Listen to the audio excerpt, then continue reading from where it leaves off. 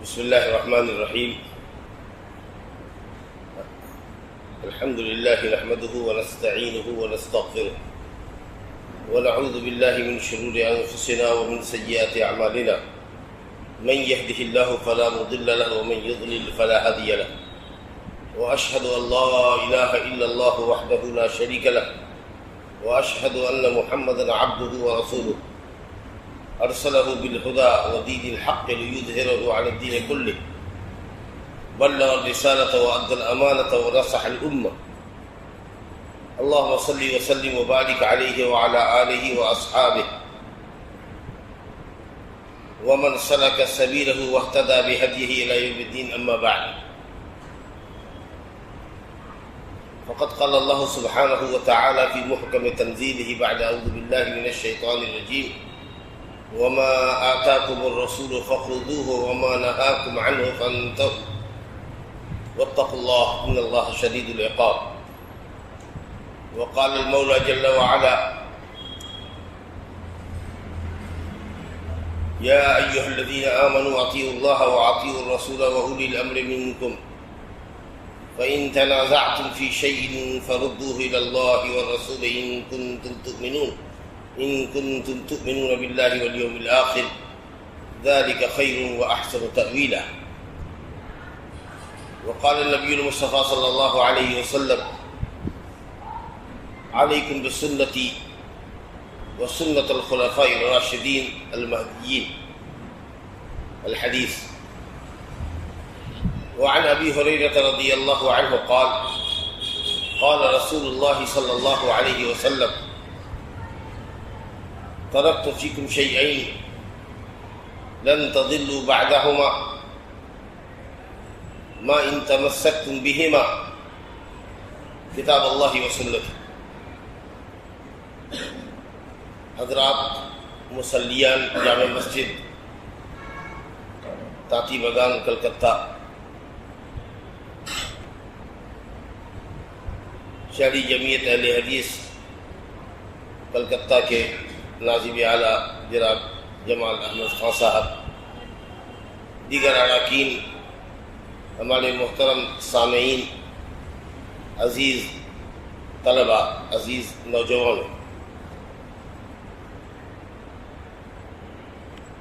اعلان کے ذریعے آپ حضرات کو آج کے کلمہ یا محاضرہ کہنا تو بہت مناسب نہیں ہے، محاضرہ تھوڑا لمبا ہوتا ہے، مختصر کلمہ ہے. اس مختصر کلمے کا عنوان معلوم ہوگا.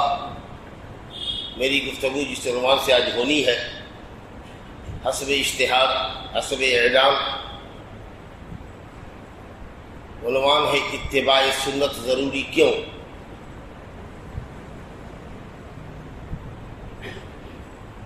اچھا انداز ہے عنوان کا، انٹروگیٹو سینٹینس ہے، سوالیہ نشان. اتباع سنت ضروری کیوں؟ اس کا مختصر جواب یہ ہے: اتباع سنت اس لیے ضروری ہے کہ وہ ہماری دینی ضرورت ہے. اس کے بغیر ہم مسلمان نہیں ہو سکتے، مومن نہیں ہو سکتے. سنت کی پیروی کے بغیر ہم اسلام پر عمل پیرا ہو ہی نہیں سکتے. سنت کو مانے تسلیم کیے بغیر ہم مومن نہیں ہو سکتے. اس لیے اتباع سنت ضروری ہے.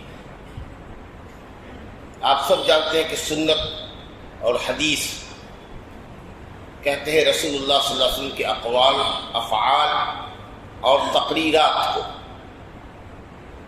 تقریر کہتے ہیں ہر وہ بات یا ہر وہ کام جو نبی صلی اللہ علیہ وسلم کے سامنے یا آپ کے غائبانے میں کیا گیا اور آپ کو اس کی اطلاع ملی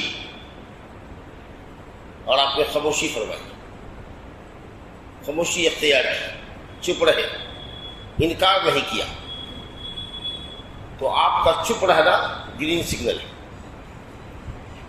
کیونکہ اگر ناجائز عمل ہوتا، ناجائز بات ہوتی تو آپ اس پر چپ نہیں رہ سکتے.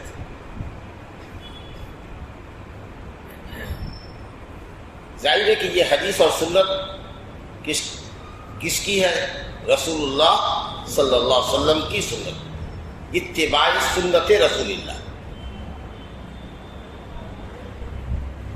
اور رسول وہ ہوتا ہے جسے اللہ رب العالمین تبلیغ رسالت کے لیے، اپنے پیغام کی تبلیغ و اشاعت کے لیے منتخب فرمائے. یہ نامینیشن اور اختیار اور انتخاب، یہ ڈپوٹیشن اللہ سبحانہ و تعالیٰ کی طرف سے ہوتا ہے. نبوت و رسالت اللہ کا وہ فیضان ہے جو اس کے چنندہ بندوں پر ہوا کرتا ہے. وہ دعا سے، ریاضت سے، عبادت سے، تقوی طہارت سے حاصل نہیں ہوتا. اللہ یصطفی من الملائکۃ رسلا ومن الناس، اللہ تعالیٰ فرشتوں میں سے بھی اور انسانوں میں سے بھی پیغام رسانی کے لیے، میسج کنوے کرنے کے لیے، دوسروں تک پیغام پہنچانے کے لیے جس کو چاہتا ہے، جس کو مناسب سمجھتا ہے، اسی کو چنتا ہے. تو رسول اللہ کا چنندہ ہے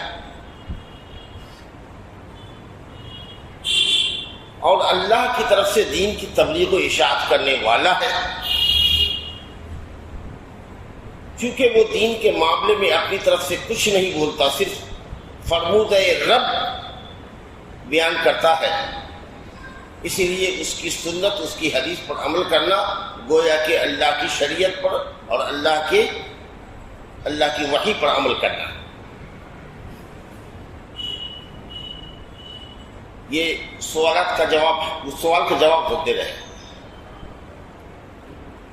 کہیں بھی پورے قرآن مجید میں دیکھ جائیے، اللہ نے اپنے درمیان اور رسول کے درمیان اطاعت اور پیروی کے سلسلے میں کوئی فرق نہیں کیا ہے. اطیعوا اللہ و اطیعوا الرسول درجنوں مقامات پر آپ کو ملے گی. اللہ کی اطاعت کرو یعنی اللہ کی کتاب کی پیروی کرو، قرآن مجید کی. وَأَطِيعُوا الرَّسُولَ نبی صلی اللہ علیہ وسلم کی سنت کی پیروی کرو. کوئی فرق نہیں ہے.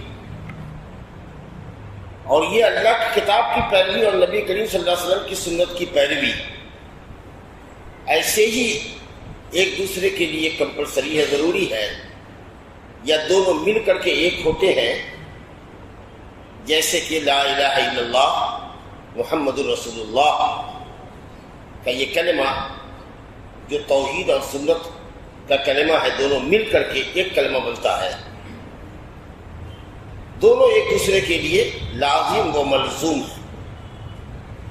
کوئی اگر لا الہ الا اللہ کا اقرار کرے، اللہ کے سوا کائنات میں کوئی عبادت کے لائق نہیں، لیکن محمد صلی اللہ علیہ وسلم کی رسالت کا انکار کر دے، اس کا لا الہ الا اللہ کا اقرار بھی صحیح نہیں. اس نے نہیں مانا کہ اللہ ایک اکیلا معبود ہے. اس کے ماننے کے لیے، لا الہ الا اللہ کی صحت کو منوانے کے لیے ضروری ہے کہ محمد رسول اللہ کا اقرار کیا جائے کہ محمد صلی اللہ علیہ وسلم اللہ کے رسول ہیں، فرستادہ میسنجر. اور کوئی محمد صلی اللہ علیہ وسلم کو رسول مانے لیکن اللہ کو اس کی بندگی میں ایک اکیلا نہ جانے، تو اس نے محمد رسول اللہ کو رسول نہیں مانا. کیونکہ محمد صلی اللہ علیہ وسلم تو بھیجے ہی گئے تھے ایک اللہ وحدہ لا شریک لہ کی بندگی کی دعوت دینے کے لیے، بلکہ تمام انبیاء کرام اسی دعوت کے لیے آئے. اور جن نبیوں کے اوپر، جن رسولوں کے اوپر جو شریعت نازل ہوئی، وہ تمام شریعت اسی دعوت کے ارد گرد گھومتی رہی. اور شریعت کے جتنے احکام ہیں وہ سب اللہ سبحانہ و تعالیٰ کی توحید کی تکمیل ہے. تو جس طرح کلمہ لا الہ الا اللہ محمد رسول اللہ کا دو جز، دو سینٹینس دونوں ایک دوسرے کے لیے کمپلسری ہے، اسی طریقے سے اسلام کے لیے قرآن اور سنت ضروری. کوئی کہے ہم میں قرآن کو مانتا ہوں سنت کو نہیں، تو قسم اللہ پاک کی اس نے قرآن کو نہیں مانا. اور کوئی کہے کہ نہیں میں حدیث کو مانتا ہوں قرآن کو نہیں مانتا، تو قسم اللہ کی وہ حدیث کو نہیں مانتا جب تک کہ وہ قرآن کو نہ مانا. اب قرآن کو ماننے والا تب تک نہیں کہلائے گا جب تک کہ وہ رسول اللہ صلی اللہ علیہ وسلم کی سنت کو نہ مانے.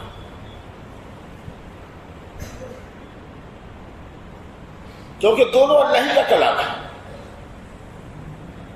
اللہ تعالیٰ کا ارشاد ملاحظہ کیجیے، وَأَنزَلْنَا إِلَيْكَ الذِّكْرَ لِتُبَيِّنَ لِلنَّاسِ مَا نُزِّلَ إِلَيْهِمْ وَلَعَلَّهُمْ يَتَفَكَّرُونَ. وَنَزَّلْنَا إِلَيْكَ الذِّكْرَ، اور ہم نے اتارا آہستہ آہستہ، تنزیل کہتے ہیں باب تفعیل سے، آہستہ آہستہ تدریجی طور پر اتارا آپ کی طرف ذکر کو.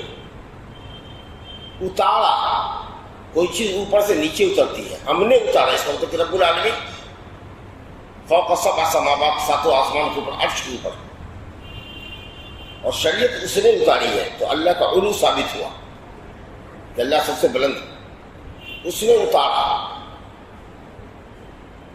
آپ کی طرف کس چیز کو؟ الذکر، ذکر، قرآن مجید. ٹھیک ہے،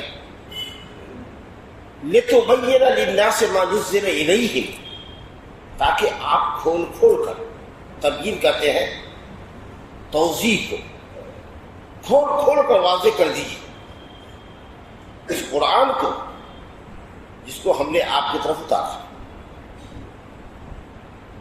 تو قرآن ٹیکسٹ بک ہوئی، اور نبی صلی اللہ علیہ وسلم کی حدیث، اس کی تفسیر، تبیین، توضیح. مطلب یہ کہ قرآن مجید کا کوئی بھی معنی وہی صحیح ہوگا جو نبی صلی اللہ علیہ وسلم نے بیان فرمایا ہے. اور یہ ذمہ داری بحیثیت رسول اللہ نے ان پر ڈالی، اور وہ بیان بھی جو قرآن مجید کا کریں گے وہ آپ اپنے جی سے نہیں کریں گے. اللہ، وہ آپ اپنے جی سے نہیں کریں گے. ہم جو بیان بتائیں گے وہی آپ کو بولنا. جس آیت کا جو معنی، جو مطلب ہم بتائیں، اللہ فرماتا ہے وہی آپ کو بتانا ہے. دلیل اللہ تعالیٰ فرماتا ہے سورہ قیامہ میں، لا تحرک به لسانك لتعجل به ان علینا جمعه وقرآنہ فاذا قرأناه فاتبع قرآنہ ثم ان علینا بیانہ. اے نبی، آپ اپنی زبان کو جلدی جلدی حرکت مت دیجیے تاکہ جلدی قرآن کو یاد کر لیں. حضرت عبداللہ بن عباس رضی اللہ عنہ سے تفسیر ہے صحیح بخاری شریف میں کہ جب قرآن اترتا تھا تو نبی صلی اللہ علیہ وسلم جبریل امین کے ساتھ ساتھ پڑھتے تھے اور زبان خود تیزی میں چلاتے تھے. اندیشہ ہوتا تھا کہ کہیں جبریل پڑھ کے چلے گئے اور مجھ کو یاد نہیں ہو سکا تو بڑا مسئلہ کھڑا ہو جائے. اسے یاد کر لینے کی کوشش کرتے کہ ان کے ساتھ پڑھ کے یاد کریں. اللہ کا فضل دیکھیے، اپنے نبی کی عزت اور تکریم دیکھیے کہ آپ کو زبان ہلانے کی ضرورت نہیں ہے.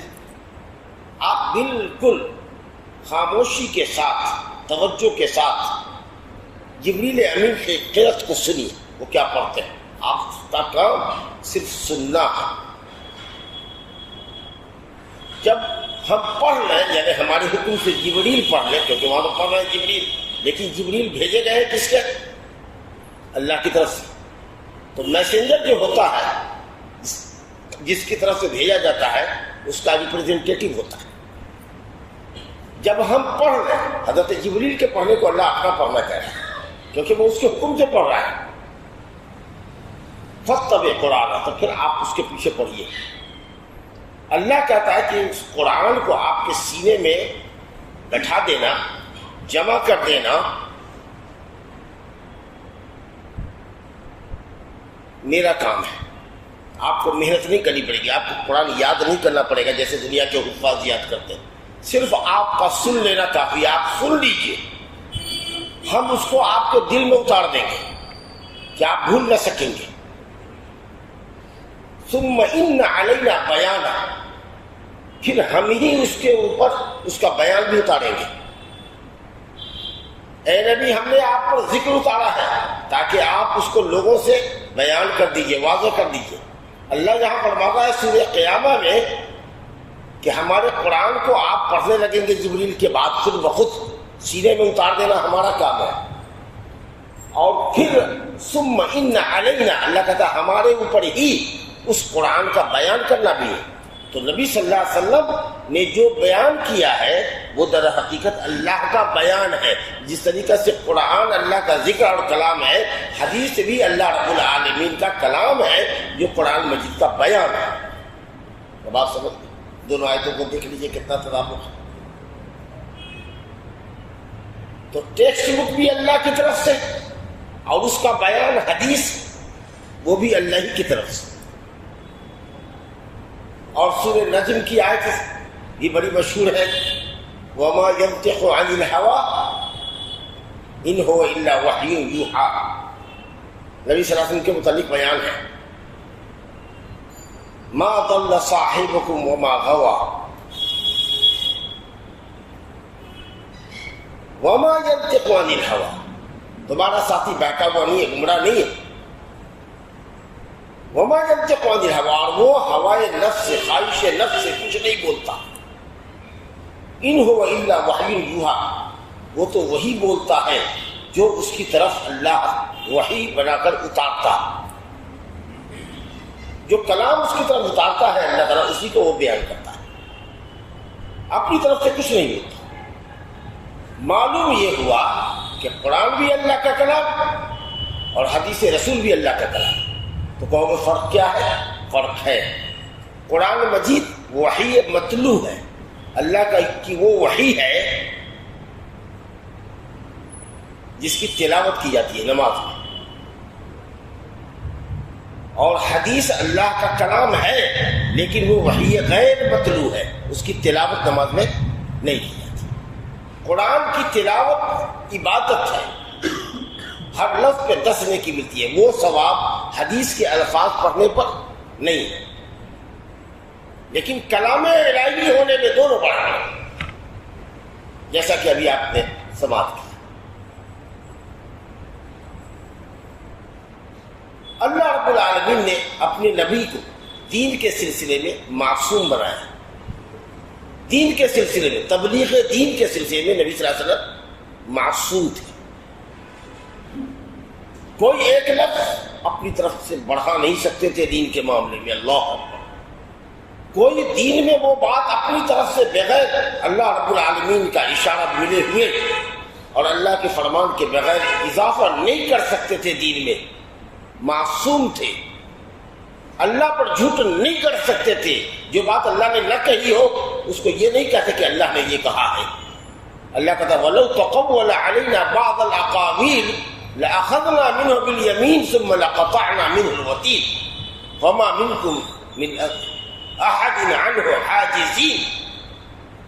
ہم اس کو دائیں ہاتھ سے پکڑ لیں اللہ اور پھر اس کی رگیں گردن کاٹ ڈالیں گے. نبی کے متعلق اللہ کہہ رہا ہے کہ اگر وہ ایک لفظ بھی اپنی طرف سے بنا کر کے ہمارے اوپر اگر گڑھ کر کے پیش کر دے تو ہم اس کی رگیں گردن کاٹ دیں گے. اور کوئی تم میں سے اس کو بچانے والا نہ ہو. معصوم عن خطا تھے آپ دین کے معاملے میں، تو اس لیے نبی معصوم کی پیروی ہو رہی ہے اور اس سنت کی پیروی ہو رہی ہے جس کا نازل کرنے والا خود اللہ رب العالمین. تو فرق کیسا؟ جو کوئی قرآن میں اور حدیث میں فرق کرتا ہے وہ ضال ہے، مضل ہے، گمراہ ہے اور گمراہ کر رہا ہے. قسم اللہ پاک کی جس کے دل میں ذرہ برابر بھی ایمان ہے وہ اس حقیقت کو مانتا ہے کہ سنت پر عمل کرنا اتنا ہی ضروری ہے جتنا قرآن پر عمل کرنا. بلکہ قرآن پر عمل کرنا ممکن نہیں ہے جب تک کہ سنت پر عمل نہ کیا جائے اور سنت کو سامنے رکھا نہ جائے. اگر ذرہ برابر بھی ایمان کسی مسلمان کے دل میں ہے تو یہ سوال ہونا ہی نہیں چاہیے کہ سنت کی پیروی کیوں. سوال یہ کیوں نہیں، یہ تو سمجھا ہوتا کیوں نہیں. یہ تو کلام الہی ہے، نبی کا گڑھا ہوا کلام نہیں ہے، وہ اللہ کا کلام ہے. کیوں قرآن اور حدیث میں تم نے فرق کیا؟ کسی صحابی نے آج نبی صلی اللہ علیہ وسلم سے پوچھا کہ اللہ کی کتاب پھر سنت کیوں؟ اللہ نے قرآن مجید کو ہر چیز کے بیان پر مشتمل اتارا ہے. وَأَنزَلْنَا إِلَيْكَ الْكِتَابَ تِبْيَانًا لِكُلِّ شَيْءٍ. ہر چیز کا بیان ہے. پھر یا رسول اللہ حدیث کیوں؟ یہ تو کسی نے نہیں پوچھا. تو پھر اس کی ضرورت کیوں پڑی کہ اتباع سنت ضروری کیوں؟ یہ تو کسی نے صحابی نے نہیں پوچھا. تو اگر اعداء اسلام نہ ہوتے، اگر زندیقین نہ ہوتے، اگر یہ خوارج اور شیعہ نہ ہوتے، اگر یہ منکر سنت جو اپنے آپ کو قرآنی کہتے ہیں، اہل قرآن گمراہ نہ ہوتے، آزادی فکر کے نام پر آوارگی فکر کی دعوت دینے والے نہ ہوتے، دین میں کوتاہی کرنے والے بے ایمان جھوٹے نہ ہوتے، جو نبی کی سنت پر بیجا اعتراض کر کے اس کو کنڈم کرنے کی ناکام کوشش نہ کرتے، تو کبھی بھی کسی دور میں اہل سنت نے ایک دوسرے سے یہ نہیں پوچھا کہ اتباع سنت ضروری کیوں. یہ چونکہ اتنے سارے چہرے ہیں سنت کے اگینسٹ میں، اس لیے ضروری پڑتا ہے کہ کبھی کبھی اس موضوع پر بھی جو کہ بالکل واضح ہے اور ایک لفظ میں جواب دیا جا سکتا ہے کہ سنت پر عمل اس لیے ضروری ہے کہ وہ ہماری دینی ضرورت ہے، اس کے بغیر ہمارا دین ہی نہیں ہو سکتا، دین پر عمل ممکن ہی نہیں ہے، اس کے بعد کچھ بات رہ نہیں جاتی. لیکن عوام کو، سادہ لو عوام کو، کم خواندہ لوگوں کو، کم پڑھے لکھے لوگوں کو، یا جن کے پاس شریعت کا علم نہیں ہے، ایسے لوگوں کو اس طرح کے لوگ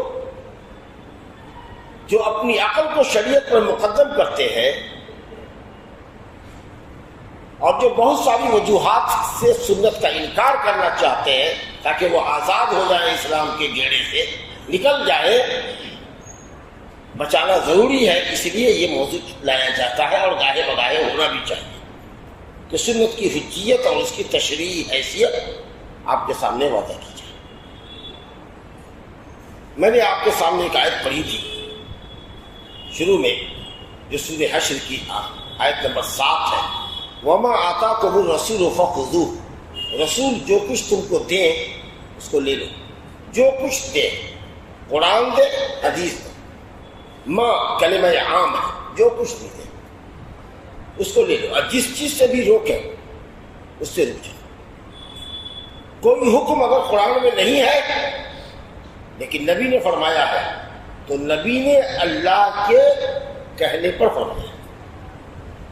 کسی چیز سے نبی نے روکا ہے، قرآن میں اس کی رکاوٹ نہیں ہے، تو نبی نے اللہ کے روکنے سے روکوایا ہے، کیونکہ حدیث بھی اللہ ہی کی طرف سے. معلوم یہ ہوا کہ اگر کوئی حکم صراحت کے ساتھ حلال کا یا حرام کا اگر قرآن میں نہ ہو اور نبی کی سنت میں ہو تو وہ ایسے ہی ہے جیسے اللہ کا فرمایا ہوا.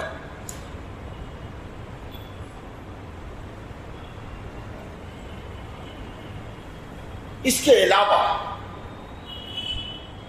قرآن مجید میں جو درجنوں مقامات پر اطیعوا اللہ و اطیعوا الرسول ہے، جیسا کہ آپ نے سنا، اللہ کی اطاعت کرو اور رسول کی اطاعت کرو، اللہ کی کتاب کی پیروی کرو، نبی کی سنت کی پیروی کرو. اگر رسول کا اتباع اور رسول کی پیروی سے مراد سنت کی پیروی نہ ہوتی تو پھر اتباع رسول کا کیا مطلب؟ اور دونوں کی اطاعت پر اطیعوا اور اطیعوا آیا، اطیعوا اللہ و اطیعوا الرسول، یا دونوں برابر، کوئی فرق نہیں کیا گیا. جیسے اللہ کی اطاعت ویسے رسول کی اطاعت. اور ایک قدم بڑھ کر کے اگر ہم یہ کہیں کہ رسول کی اطاعت ہی کل اللہ کی اطاعت ہے، وَمَن يُطِعِ الرَّسُولَ فَقَدْ أَطَاعَ اللَّهَ، جس نے رسول کا کہا مانا اس نے اللہ کا کہا مانا. اب اس کے بعد کیا بات رہے؟ رسول کی بات مانو، اللہ کی بات مانو، کیونکہ رسول جو بھی کہے گا وہ اللہ ہی کی کہے گا. تو تم نے رسول کو مانا تو اللہ کو مانا. اب کیا بات رہے گی اس کے بعد؟ لیکن دنیا میں کوئی بھی ہے اولی الامر، چاہے حاکم وقت ہو یا عالم دین ہو، یہی اولو الامر ہوتے ہیں. حاکم جو مسلمان کا حکمراں ہوتا ہے، یہ آرڈر کرتا ہے، علماء دین کا علم دیتے ہیں، شریعت کا قانون بتاتے ہیں، اور حکمراں اس کو امپلیمنٹ کراتا ہے. یہی اولو الامر ہے، آرڈر والے، لا اینڈ آرڈر والے حکمراں اور علماء. اللہ نے کہا ان کی بات بھی مانو، لیکن یہاں دیکھیے وہ اطیعوا نہیں ہے، اطیعوا اللہ و اطیعوا الرسول و اولی الامر منکم، یہاں اطیعوا نہیں ہے۔ اس کا مطلب یہ ہے کہ اولی الامر کی اطاعت مستقل اطاعت نہیں، حکمراں ہو یا کوئی بھی عالم ہو اس کی وہی بات مانیں گے جو اللہ کی اطاعت اور رسول کی اطاعت کے دائرے میں آ رہا ہے۔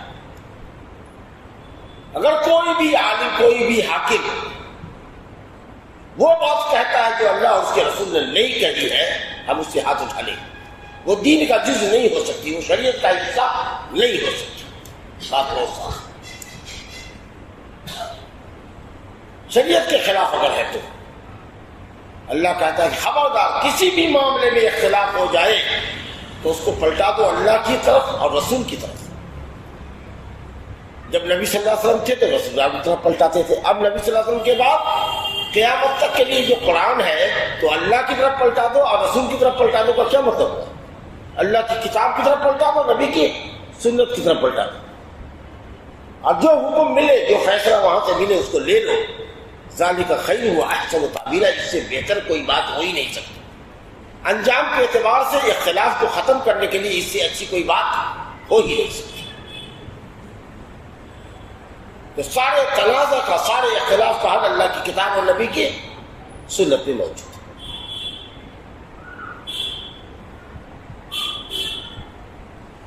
میں نے ایک بات آپ سے کہی بیان کے اندر کہ قرآن مجید کا بیان حدیث ہے، اور یہ بتانا کی کوشش میں نے کی کہ قرآن مجید پر عمل بغیر حدیث کے ممکن نہیں۔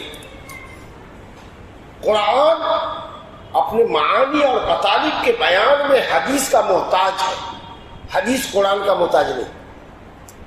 حدیث قرآن کی محتاج نہیں ہے، لیکن قرآن حدیث کی محتاج ہے، کیونکہ وہ شرح ہے، یہ ٹیکسٹ ہے۔ تو ٹیکسٹ بک کو کی ضرورت ہوتی ہے،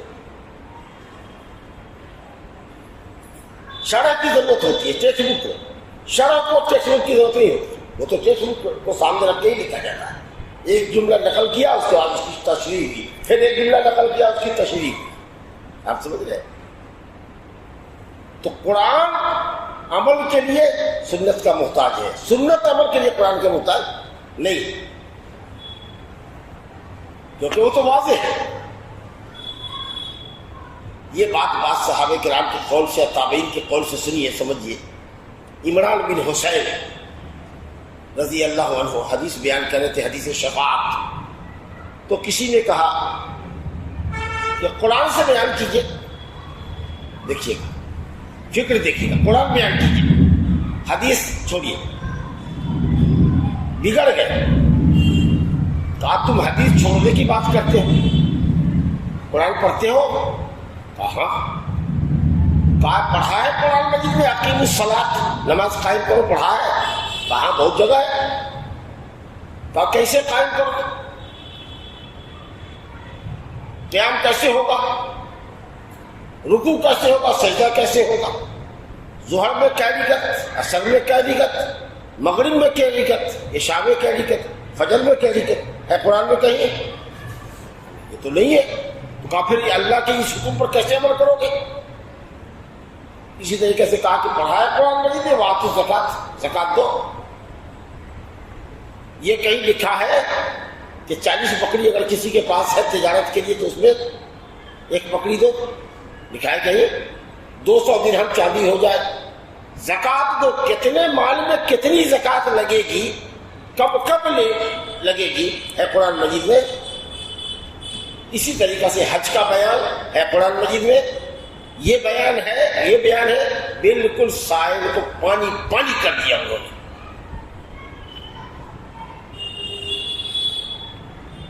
اور کہا کہ دیکھو اگر حدیث کو نہیں لو گے تو قرآن پر کبھی عمل نہیں کر پاؤ گے۔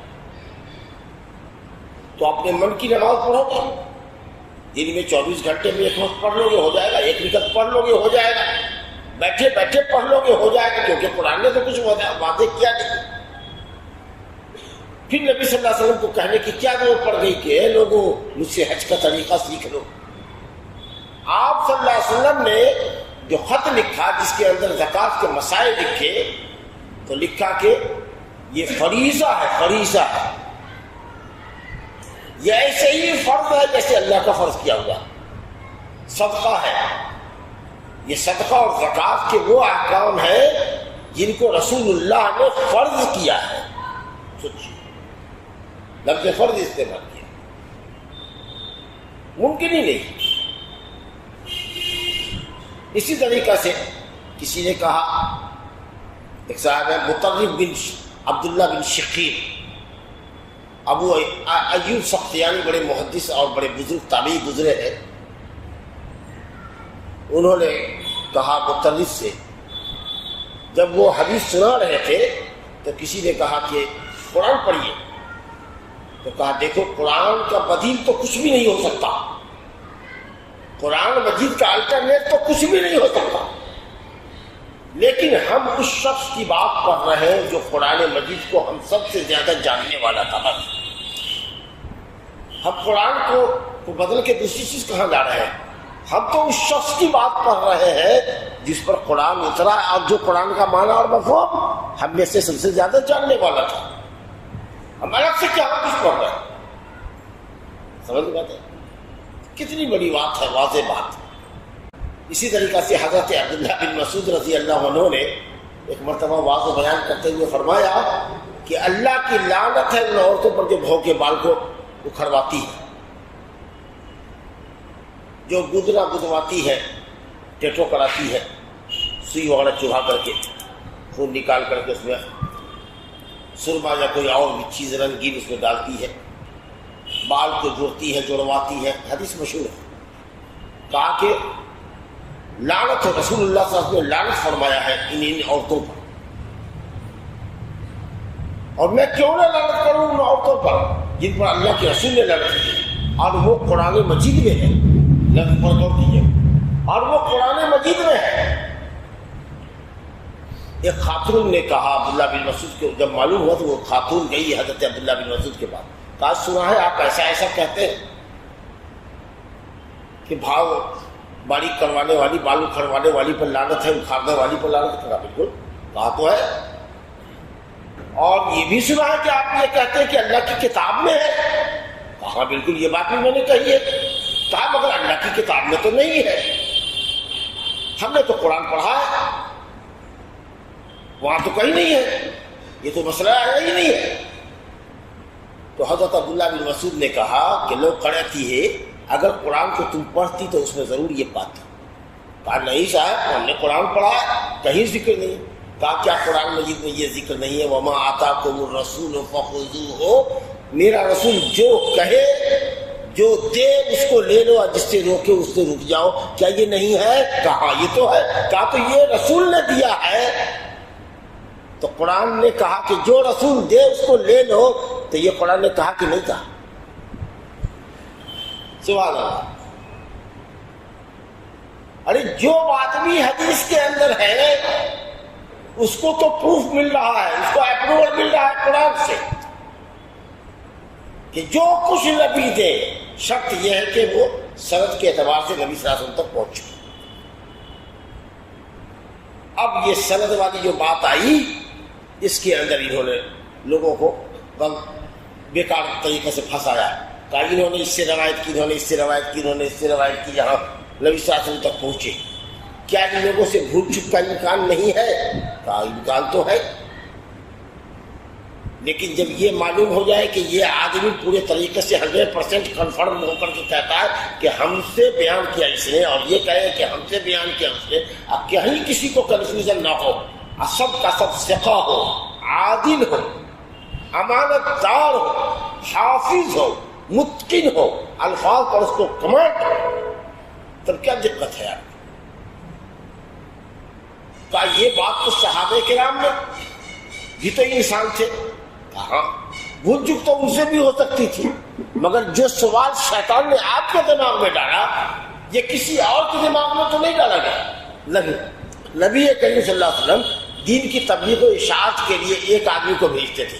حضرت معاذ بن جبل انصاری رضی اللہ عنہ کو نبی صلی اللہ علیہ وسلم نے یمن کے اندر دین کی تعلیم دینے کے لیے بھیجا۔ ابن عباس رضی اللہ عنہ کی حدیث ہے، صحیح ہے کہتے ہیں، پورے دین کی شرائط و عقائد عبادات ساری چیزوں کو بھیجا، ایک سنگل پرسن، اور انہی کے ساتھ ابو موسیٰ اشعری کو بھیجا، کہا تم ایک طرف رہو، یمن ایک بڑا ملک ہے، ایک سائڈ میں تم رہنا، ایک سائڈ میں تم رہنا، دونوں آدمی اپنا اپنا علاقہ بانٹ لو اور مل کے رہنا، اتفاق سے رہنا، آپس میں اختلاف مت کرنا، سختی مت کرنا، لوگوں پر آسانی کرنے والے بننا، موافقت کے ساتھ رہنا، مخالفت نہ کرنا، ورنہ عوام کو برا پیغام جائے گا۔ کسی یمن والے نے تو یہ نہیں کہا کہ آپ نے ایک آدمی کو بھیجا ہے، ہم اس کی کیسے بات مانیں گے، ایک ٹیم آنی چاہیے تھی آپ کی طرف سے، ایسا تو کسی نے بھی نہیں کہا، مان لیا یہ آدمی صحیح ہے، سچا آدمی۔ آپ سمجھ رہے ہیں؟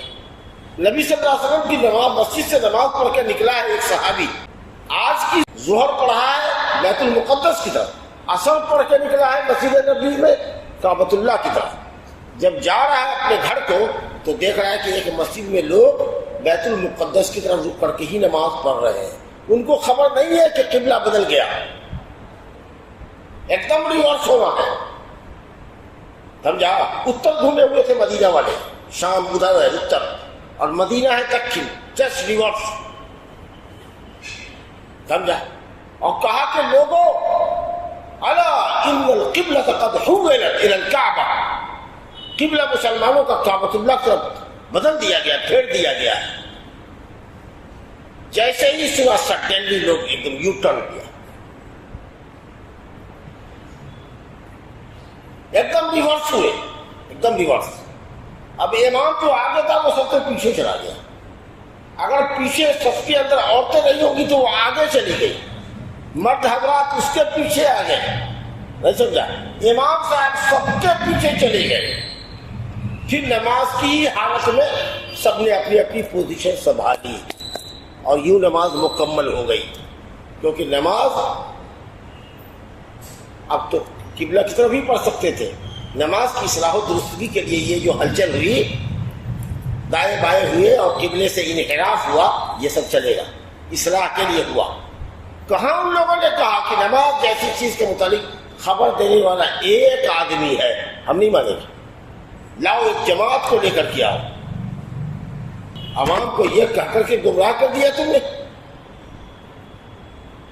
صحابہ کرام نے ایک ایک راوی کی چھان پھٹک کی، چھان پھٹک کی، اور تب جا کر کے کہا کہ یہ راوی ثقہ ہے، یہ غیر ثقہ ہے، یہ حافظ ہے، اس کی حافظہ میں ذرا خلل تھا۔ انسانی کوشش کی جو آخری انتہا ہو سکتی وہ روات حدیث کو چھاننے اور پرکھنے میں اور پٹکنے میں اور ان کو پرکھنے میں محدثین نے استطاعت بھر کام کیا ہے، کوئی کمی نہیں چھوڑی۔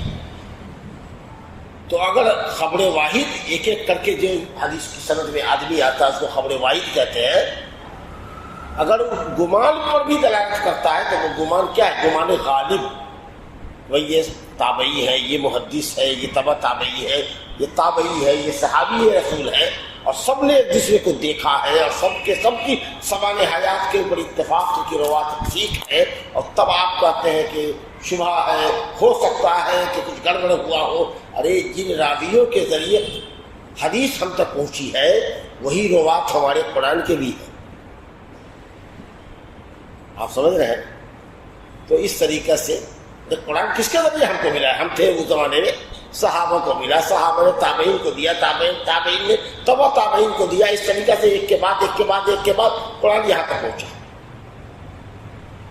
چلیے تیسری بات ہے، نبی صلی اللہ علیہ وسلم نے فرمایا کہ سنو، میں تم نے دو چیزیں چھوڑ کے جا رہا ہوں، اگر تم نے جب تک ان کو مضبوطی سے تھامے رکھا کبھی گمراہ نہیں ہوگا، جب تک شرط یہ کہ دونوں کو مضبوطی سے پکڑو، ایک اللہ کی کتاب ہے، دوسری میری سنت۔ آپ نے صرف یہ نہیں کہا کہ اللہ کی کتاب کو مضبوطی سے پکڑ کے رکھو، یہ حدیث حاکم میں ہے، مسند پورے سند کے ساتھ ہے، اور امام حاکم نے اس حدیث کو صحیح کہا۔ اور رسول اللہ صلی اللہ علیہ وسلم نے فرمایا، حضرت مقدام بن معدی کرب رضی اللہ عنہ کی حدیث ہے کہ نبی صلی اللہ علیہ وسلم نے فرمایا، الا انی اوتیت الکتاب ومثلہ معہ، لوگوں خبردار، مجھے قرآن دیا گیا ہے اور اسی جیسی ایک چیز اور دی گئی ہے، اسی جیسی ایک چیز اور دی گئی ہے۔ وہ ایک چیز اور کیا ہے؟ ارے قرآن جیسی ایک چیز اور کیا ہے جو مجھے دی گئی ہے؟ حدیث۔ دیکھو گے کہ ایک وقت آئے گا کہ آسودہ حال لوگ اپنے اپنے تختوں پر، سنگھاسنوں پر بیٹھے ہوئے ہوں گے، اور جب ان کے پاس میرا حکم آئے گا جو حکم کے قرآن میں نہیں ہوگا، میری طرف سے کوئی ممانعت کا اعلان ہوگا جو قرآن میں نہیں ہوگا، تو وہ کہے گا کہ جس چیز کو قرآن میں پاؤ حلال اسی کو حلال سمجھو، اور جس کو قرآن میں حرام پاؤ اسی کو حرام سمجھو، قرآن سے آگے ہم کو نہیں دیکھنا۔ حدیث کا انکار کرے گا۔ سنو، پالتو گدھے کو میں حرام کرتا ہوں۔ کدھر قرآن میں لکھا گیا ہے کہ پالتو گدھا حلال ہے؟ نہیں۔ پالتو گدھے کو میں حرام کرتا ہوں، یہ جو گھر میں گاؤں میں گدھا ہوتا ہے، جنگلی گدھا نہیں، پالتو گدھا۔ اور ہر کچلی کے دانت سے کھانے والا، نکیلے دانت جو سائڈ میں ہوتے ہیں اوپر نیچے، درندوں کے، جس سے وہ نوچ کے کھاتا ہے، کل ذی نابن، جو کچلیوں کے دانت سے کھاتے ہیں، نوچ کے، کنارے کے دانت سے، نکیلے دانت سے، ان کو میں حرام کرتا ہوں۔ تو بات دیکھیے کتنی تحذیر اور شدید وعید ہے کہ ایسے لوگ آئیں گے، مالدار لوگ ہوں گے، تنو مند لوگ ہوں گے، شریعت سے آزادی چاہ رہے ہوں گے، قرآن مجید میں 5 وقت کی نماز پڑھ لیں گے، کسی وقت ایک وقت پڑھ لیں گے، ایک رکعت پڑھ لیں گے، ہو گیا۔ کروڑوں روپے کی زکوٰۃ 100-200 ٹکا دے دیں گے، ہو گیا۔ اس طریقے سے شریعت سے آزادی اور آوارگی کے لیے وہ حدیث کا انکار کرے گی، کیونکہ تفصیل جس چیز کی قرآن میں نہیں ہوگی وہ حدیث کو لیں گے ہی نہیں، تو عمل کریں گے ہی نہیں، اور عمل کریں گے تو جو جی میں آئے گا اپنی سمجھ کے مطابق عمل کریں گے۔ قرآن مجید کو اپنی سمجھ کے مطابق سمجھنے کا اور عمل کرنے کا ان کو حق ہے، لیکن صاحب قرآن کو قرآن مجید کا معنی اور مطلب سمجھانے کا حق نہیں دیتے۔ آپ کو حق ہے کہ جو چاہیے سمجھ لیجیے۔ صحابہ کرام عربی جانتے تھے، لیکن قرآن مجید کا معنی، مطلب اور اس سے مسئلے کے استنباط کے لیے نبی صلی اللہ علیہ وسلم کی طرف رجوع کرتے تھے، اپنے اجتہاد کو دخل نہیں دیتے تھے، نبی سے پوچھتے تھے۔ اسی طریقے سے ترکے کا مسئلہ ہے۔ دادی آئی حضرت ابو بکر صدیق کی خلافت کے دور میں ان کے پاس کہ میت کے پاس ماں نہیں ہے، میں دادی ہوں، مجھ کو کیا ملے گا پوتے کی وراثت سے؟ کہا تمہارا تو کوئی ذکر ہی نہیں ہے قرآن مجید میں، اب تم کو کیا ملے گا یہ تو حدیث مجھ کو نہیں معلوم ہے، میں صحابہ کو جمع کر کے پوچھتا ہوں۔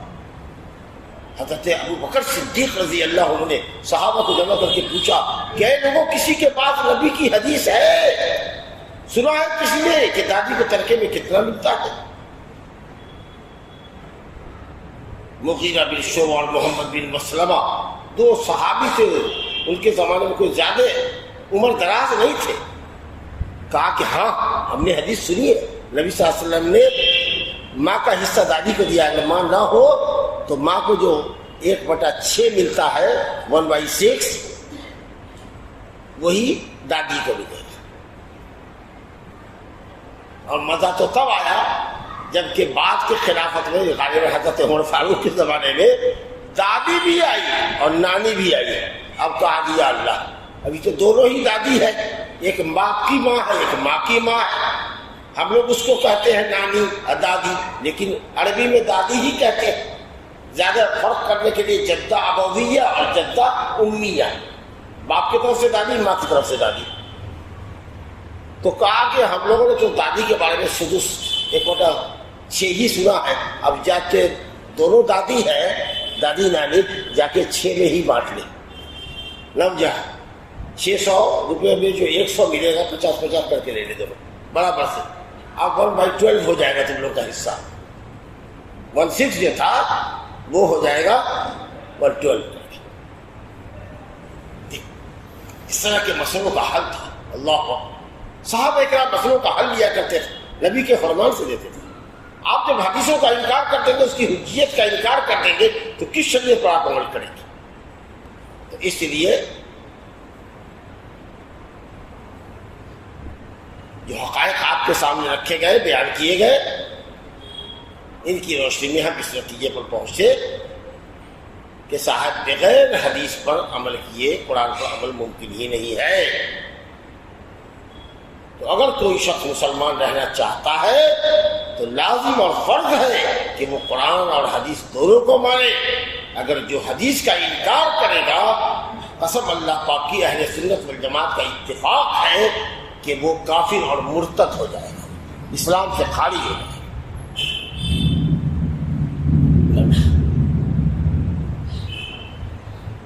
اس لیے ہم کو اور آپ کو کسی دجل اور فریب میں نہیں آنا چاہیے کہ سنت پر یہ کلام اور سنت پر وہ کلام اور سنت پر یہ اعتراض اور یہ انسانی کوشش اور اس کے اندر وہم اور خطا اور نسیان کا احتمال اور یہ اور وہ کہیے گا۔ 1400 سالوں سے اہل سنت والجماعت اتفاق کے ساتھ سنت پر عمل کرتے آئے ہیں، بشرطے کہ حدیث صحیح ہو۔ کرائٹیریا ہے محدثین کے رسول۔ اس لیے آپ فساد نہ پھیلائیں، سنت کے انکار کا فکرہ نہ پھیلائے ہمارے درمیان، اور آپ ان کے جھانسے میں نہ آئے۔ اپنے علماء سے رابطہ کریں، کسی حدیث پر اعتراض کریں۔ اللہ، ایک صاحب سعید بن جبیر ہے، حدیث بیان کر رہے ہیں، ایک آدمی کا آپ حدیث بیان کر رہے ہیں، یہ حدیث تو قرآن کی اس آیت کے خلاف ہے۔ خلاف ہے؟ جس نبی پر قرآن اترا ہے اسی نبی کا فرمان نبی کے ایک صحابی کے حوالے سے میں بیان کر رہا ہوں کہ نبی کے ایک ساتھی نے مجھ کو بتایا جو نبی سے سنا تھا۔ اب آپ غور کیجیے، تو خلاف کیسے ہو سکتا ہے؟ میں تو اس شخص کی بات کر رہا ہوں جس میں قرآن اترا ہے، تو قرآن کو نبی کی حدیث کی روشنی میں سمجھ نہیں، آپ سمجھا، اختلاف ختم ہو جائے گا۔ تم کہتے ہو، جب مثال دیتے ہیں، حدیث ہے لا صلاۃ الا بفاتحۃ الکتاب، نماز سورہ فاتحہ کے بغیر نہیں، حدیث نے یہ کہا۔ تم نے کہا تو قرآن کے خلاف ہے، کہا کدھر خلاف ہے؟ دونوں اللہ کا کلام ہے، اور حدیث سے اگر تم صحیح مانتے ہو تو کیا اللہ کے کلام میں تضاد ہو سکتا ہے؟ نعوذ باللہ، نہیں۔ تو قرآن کہتا ہے فقرؤ ما تیسر معک من القرآن، یا فقرہ ما تیسر معک من القرآن، اے نبی جتنا بھر قرآن سے آپ کو آسان ہو پڑھ لیجئے۔ کہاں سورہ فاتحہ کا ذکر ہے؟ کہا سبحان اللہ، یہ آیت تہجد کے سلسلے کی ہے کہ نبی صلی اللہ علیہ وسلم آدھی رات، 2/3 رات، کبھی 1/3 رات نماز میں کھڑے رہتے تھے، پاؤں آپ کے پھول جاتے تھے۔ اللہ رب العالمین نے رحم فرمایا اور کہا کہ قیام اللیل کیجئے، وقت کی پابندی اب آپ سے اٹھا لی گئی، آج سے جتنا آسان ہو وہی پڑھیے، اپنی صحت کا بھی خیال رکھیے۔ اس سے یہ کہاں سمجھ میں آیا کہ سورہ فاتحہ کو چھوڑ کر کہیں سے بھی کچھ پڑھ سکتے ہیں؟ کیا سورہ فاتحہ سے بھی کوئی آسان سورت قرآن مجید میں ہے جس کا یاد کرنا لوگوں کے لیے مشکل ہو؟ سورہ فاتحہ تو سب کو یاد ہوتی ہے۔ اب بتائیے، اگر حدیث ہے اور صحیح ہے تو قسم اللہ کی وہ قرآن کی کسی آیت سے ٹکرا ہی نہیں سکتی، کیونکہ یہ تو اس شخص کا بیان میں بتا رہا ہوں جس پہ قرآن اترا ہے، اسی نے تو کہا فقط لا صلاۃ الا بفاتحہ۔ یہ ہم تھوڑی اپنے باپ کے گھر سے کہہ رہے ہیں، جس قرآن نے نبی کو کہا کہ جتنا بھر آپ کے لیے آسان ہو تو نہیں وہ پڑھیے، اسی نبی نے تو کہا کہ بغیر سورہ فاتحہ کی نماز نہیں ہوگی۔ تم کہتے ہو قرآن کہتا ہے کہ جب قرآن پڑھا جائے تو چپو سنو، یہ آیت تم پر اتری ہے کہ محمد صلی اللہ علیہ وسلم پر اتری تھی؟ محمد صلی اللہ علیہ وسلم پر اتری تھی، اور اسی نبی نے کہا کہ بغیر سورہ فاتحہ کی نماز نہیں ہوتی ہے۔ حتیٰ کہ اگر میں قرآن کو جہری بھی پڑھوں، مغرب عشاء اور فجر میں پڑھوں، تو تم اپنے جی میں سورہ فاتحہ پڑھو، سورہ فاتحہ کے علاوہ کچھ نہ پڑھو، لیکن جہری نماز میں بھی سورہ فاتحہ پڑھو امام کے پیچھے۔ تو تم قرآن کی آیت کو حدیث سے سمجھو نا، کوئی اختلاف نہیں ہوگا۔ لیکن ہم قرآن بیان کر رہے ہیں، حدیث بیان کر رہے ہیں، تم کہتے قرآن سے ٹکرا رہا ہے۔ قرآن کبھی حدیث سے نہیں ٹکرا سکتا جی، یہ مغالطہ ہے آپ کا۔ اگر حدیث صحیح ہے تو کبھی بھی تعارض نہیں ہوگا. قرآن کو سمجھ رہا ہے حدیث کی روشنی میں، حدیث کو قرآن کی روشنی میں نہیں سمجھ رہا ہے. شرع حدیث ہے نہ کہ قرآن ہے. سمجھ لیں. تو یہ ایک مثال ہے. تو اس طریقے سے بہرحال وقت ہوا چاہتا ہے ہماری گفتگو کا، اور آپ سمجھ بھی رہے کہ آواز ہماری ٹھیک نہیں ہے. تو یہ چیز ہے کہ شریعت مجموعہ ہے، قرآن اور حدیث، صحیح حدیث کا مجموعہ. اگر کسی ایک سے اگر آپ دامن جھاڑتے ہیں گویا پوری شریعت سے آپ دامن جھاڑتے ہیں، پھر تو آپ کو اپنی اسلام کی خیر بنانی چاہیے. آپ مسلمان نہیں. اہل سنت والجماعت کا اتفاق ہے کہ ویسا آدمی جو حدیث کی حجیت کا انکار کرتا ہے وہ منکر حدیث کافر ہے. منکر حدیث کافر ہے. لہٰذا خدا را ایسے لوگوں کے چکر میں نہ رہے. دوسری بات ایک بات اور بتاتے ہیں، ہمارے علماء کو بھی چوکنا رہنا پڑے گا. کچھ لوگ یہ کہیں گے ارے بھائی یہ تو حدیث میں ہے، قرآن میں آیت نہیں ہے، یہ قرآن میں حکم نہیں ہے، یہ حدیث میں ہے. یہ بتا کر کہ یہ پیغام وہ دینا چاہتا ہے کہ دونوں کا حکم الگ الگ ہے. ارے دونوں تو اللہ ہی کا حکم ہے، دونوں کا حکم سیم ہے. اگر کوئی حکم فرض قرآن میں ہے اور نبی نے اس کو فرض کیا ہے، حدیث میں نہیں ہے، لیکن نبی صلی اللہ علیہ وسلم نے فرض کیا ہے، واجب کیا ہے، تو وہ ویسے ہی فرض اور واجب ہے جیسے قرآن میں واجب ہے. اور کوئی حکم اگر قرآن کا سنت ہے تو ویسے ہی سنت ہے جیسے حدیث رسول سے سنت ہے.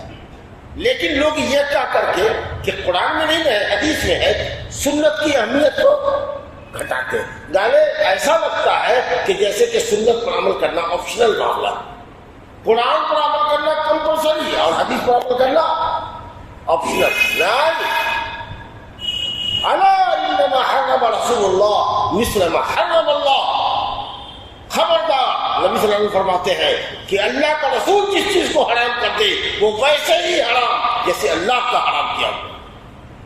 تم نے کیسے سمجھا یہ قرآن کا ہے اور یہ حدیث کا ہے؟ اس طریقے سے تم نے اہمیت گھٹایا. اور مقلدین کو اللہ ہدایت دے. ائمہ کرام کی ہزار تنبیہ اور تنقین کے باوجود بھی ان لوگوں نے زبردستی شیطان کے بہکاوے میں آ کر، اگر امام سے سچی محبت ہوتی تو ان کے اماموں نے حدیث کو کہا ہے کہ غالب کرو ہمارے قول پر، ہماری بات کو دیوار سے بولو. لیکن شیطان نے ایسی اندھی محبت کے جال، حسین جال میں ان کو پھنسایا کہ پیرا نمی پرند مریدار نمی پڑانا. پیڑ نہیں ملتا ہے، مرید سے اڑا دیتا ہے. امام صاحب نے کہا کہ نبی کی گفتار کے ہوتے ہوئے ہماری گفتار کی کوئی حیثیت نہیں ہے. آپ حدیث کو توڑ مروڑ کر رہے ہیں، اس کی بیجا تعویل کر رہے ہیں، تعویل کی کیسی سے قطر رہے ہیں، لیکن امام صاحب کا قول نہ چھوٹے. اس کو بڑی مضبوطی سے آپ تھامے ہوئے. اس کا مطلب کیا ہوا کہ وہ امام جو غیر معصوم ہے، جو غیر معصوم ہے، اس کی بات کو نبی معصوم کی بات پر مقدم کر رہے ہیں. وہ امام جس نے استنباط اور اجتہاد کیا ہے، مسئلہ کشید کیا ہے، اس کی بات کو آپ نبی کی حدیث کے اوپر جو فرمود رب ہے، اللہ کا فرمایا ہوا ہے، اس پر مقدم کر رہے ہیں. یہ کیسی محبت ہے آپ کی اپنے ائمہ سے؟ رسول سے محبت تو دور کی بات رہی، خود اپنے ان عالموں سے کیسی محبت ہے جن کی آپ تقلید کر رہے ہیں. انہوں نے تو آپ کو اپنی اندھی تقلید سے منع کیا. بھائی صحیح حدیث پر عمل کرو، لیکن آپ تو خر کھائے بیٹھے ہوئے ہیں. تو یہ سب عوائق اور رکاوٹیں ہوتی ہیں سنت کی راہ میں.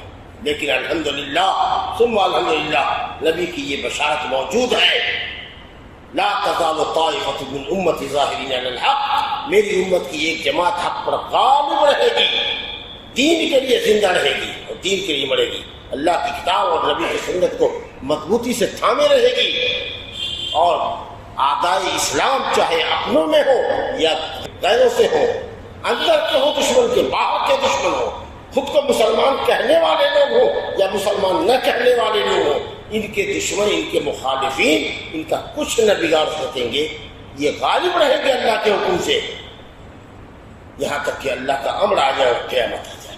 تو الحمدللہ ہر زمانے میں سنت کی آبیاری کرنے کے لیے، سنت پر عمل کرنے کے لیے اور سنت کی دعوت کو عام کرنے کے لیے اللہ کے بندوں کی ایک جماعت ہر ملک میں ہر جگہ موجود رہی ہے اور وہ رہے گی، اور یہ وعدہ اللہ کے نبی نے کیا ہے۔ پھر وہ کہیں گے کہ وہ فرمان اللہ کا ہے، اللہ کا فرمان ہے، تو گویا کہ قرآن اور حدیث کی حفاظت ہوتی رہے گی۔ اللہ کے ان کچھ بندوں سے جو قلیل تعداد میں ہوں گے، کیونکہ 72 فرقہ گمراہ ہوگا، ایک حق پر ہوگا جو نبی کے طریقے پر ہوگا، نبی کے صحابہ کے طریقے اور منہج پر ہوگا، وہ قائم رہے گا۔ یہ جھنڈا سنت کا کبھی جھکنے نہیں دے گا، چاہے ہزار مخالفت کی آندھیاں چلے۔ اللہ رب العالمین سے ہماری دعا ہے کہ سنت کو عقیدہ اور عمل کے اعتبار سے مضبوطی سے پکڑنے کی ایسے ہی اللہ توفیق دے جیسے قرآن کو، کیونکہ قرآن اور سنت میں ہم فرق نہیں کرتے۔ اللہ کے کلام میں چاہے وہ کلام وحی مطلوع ہو قرآن کی شکل میں کہ وحی غیر مطلوع ہو، اگر اس کی سند صحیح ہے تو جو فرق کرتا ہے وہ ملحد ہے، وہ زندیق ہے، وہ اسلام سے خارج ہے۔ اللہ تعالیٰ ہمیں اور آپ کو کتاب و سنت پر زندہ رکھے، اور اللہ تعالیٰ ہم سب کا سنت پر ہی خاتمہ فرمائے۔ ھذا وباللہ التوفیق، صلی اللہ علی نبینا محمد وعلی آلہ وصحبہ اجمعین، وآخر دعوانا الحمد للہ رب العالمین۔